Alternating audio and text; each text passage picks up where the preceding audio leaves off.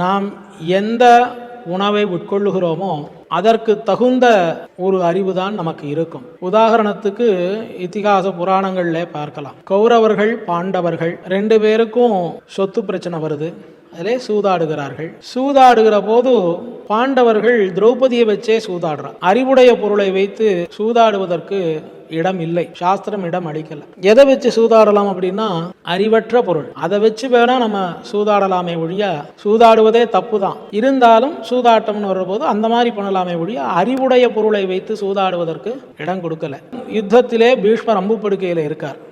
அப்பொழுது சொல்றார், நான் ஏன் அப்படி இருந்தேன் என்னால் துரியோதனனுடைய சோறு உண்டு வளர்ந்ததினாலே எது தர்மம் எது அதர்மம்னு தெரியாதபடிக்கு என்னுடைய மூளையானது மழுங்கடிக்கப்பட்டது.